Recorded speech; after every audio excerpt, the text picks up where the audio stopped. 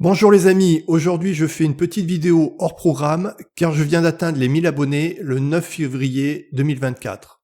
Un grand merci à tous mes abonnés et à ceux qui regardent mes vidéos. Je considère qu'aujourd'hui c'est vous les stars, donc je ne vais pas parler de moi, je vais commencer par parler de vous, puis ensuite je parlerai de la croissance de ma chaîne et de mes projets. Quand on a une chaîne YouTube, on a accès à plein de données d'analyse dans ce qu'on appelle YouTube Studio. Et en particulier, il y a un onglet Audience qui permet d'avoir des informations sur les personnes qui regardent nos vidéos. Ces données correspondent à ce que vous avez déclaré lors de votre inscription sur YouTube. Donc c'est incomplet puisque certaines personnes n'ont pas souhaité donner ces informations et d'autres regardent les vidéos sans avoir un compte YouTube. Et de toute façon, c'est purement déclaratif.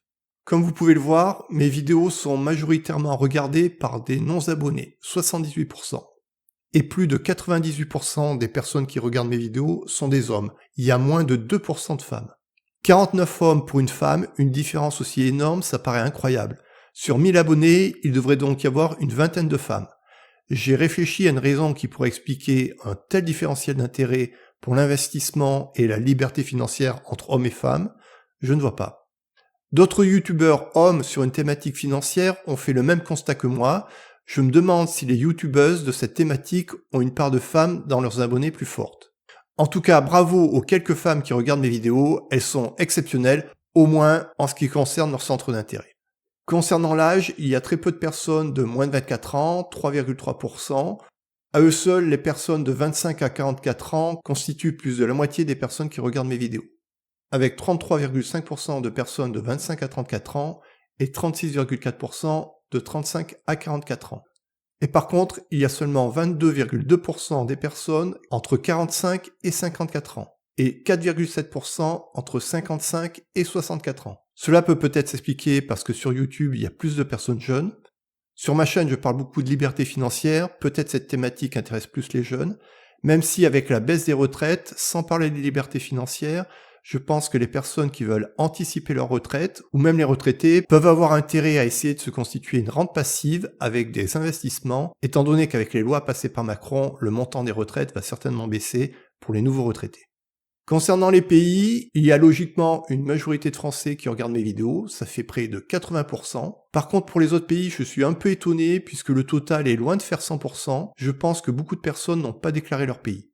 Il y aurait 1,1% des personnes qui regarderaient mes vidéos à partir de la Belgique, ce qui me semble assez peu puisqu'il y a 4,8 millions de Belges francophones alors qu'en France on est 68 millions.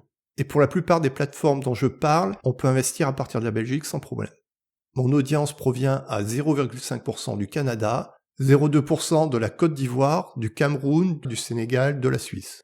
Et pour 0,1%, l'audience vient du Nigeria, de l'Iran, du Tchad, du Togo et de l'Algérie.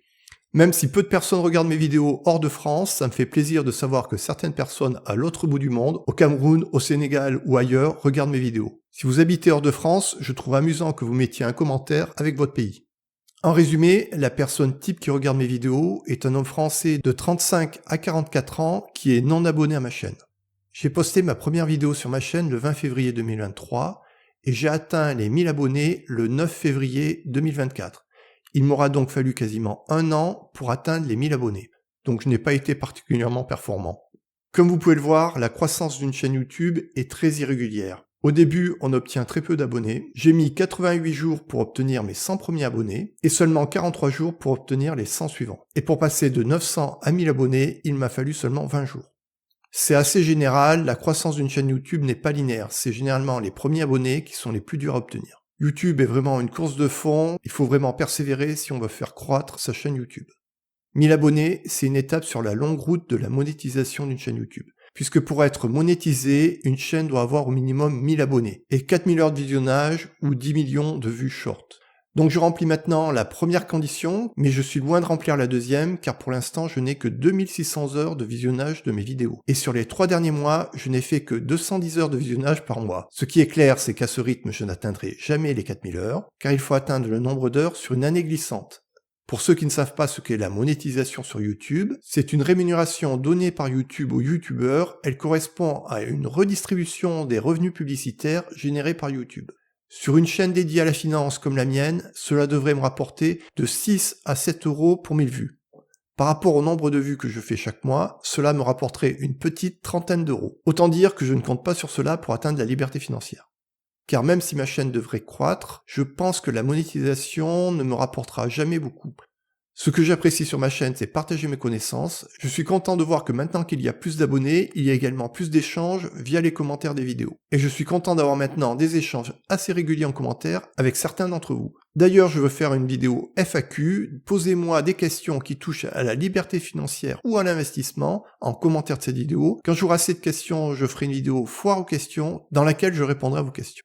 Je vais également lancer très bientôt une activité de coaching pour accompagner ceux qui souhaitent atteindre l'indépendance financière, et également ceux qui veulent se constituer une rente passive pour compléter leur retraite.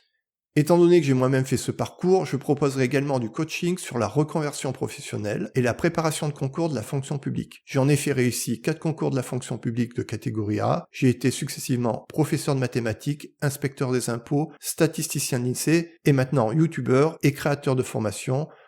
Donc si vous en avez marre de votre métier actuel, si vous pensez à vous reconvertir pour trouver une activité plus épanouissante, je pense que mon expérience peut vous être utile. Donc la chaîne grandit, mais je conserve les mêmes valeurs, liberté, indépendance, émancipation. Ce sont d'ailleurs ces valeurs qui m'ont poussé à quitter un job très bien payé à l'INSEE pour avoir ma propre activité, pour avoir une totale indépendance. Je vais donc continuer à donner un avis totalement objectif sur les plateformes que j'analyse, continuer de vous alerter si je vois que certaines sont dangereuses. Ma chaîne parle d'investissement, d'argent, mais pour moi l'argent n'est qu'un moyen de s'offrir une vie totalement libre. Je pense que le nom de ma chaîne est assez clair, finance ta vie libre. J'ai déjà acquis la liberté géographique, une très grande liberté dans mon emploi du temps qui me permet de voyager à l'étranger de 3 à 4 mois par an. Et avec mes investissements, je mets en place des stratégies pour obtenir la liberté financière. Je pense que l'on a une vie beaucoup plus épanouissante en mettant l'argent à son service, plutôt qu'en mettant sa vie au service de l'argent ou de je ne sais quelle quête puérile. L'argent permet de se sentir plus libre. Si j'ai quitté mon emploi, c'est parce que j'avais des économies d'avance. Je savais que quoi qu'il arrive, j'avais suffisamment de temps pour lancer mon activité. Parmi les choses en projet, je pense faire un site internet digne de ce nom, car pour l'instant mon site se réduit à seulement une page. Avec un site plus complet, je pourrais offrir des outils tels que des tableurs pour calculer automatiquement des rentabilités par exemple. J'ai pas mal d'idées. J'aimerais que ma chaîne devienne plus interactive, avec plus d'échanges en commentaire. Avec l'augmentation du nombre d'abonnés, je pense que cela se fera progressivement. N'hésitez pas à me proposer des questions en commentaire pour la future vidéo foire aux questions. Et également, dites-moi quel type de vidéo pourrait vous intéresser à l'avenir. Encore un grand merci à tous mes abonnés et ceux qui regardent mes vidéos. Dès demain, je vous ferai une autre vidéo sur un type d'investissement assez original. Donc encore merci et à très bientôt.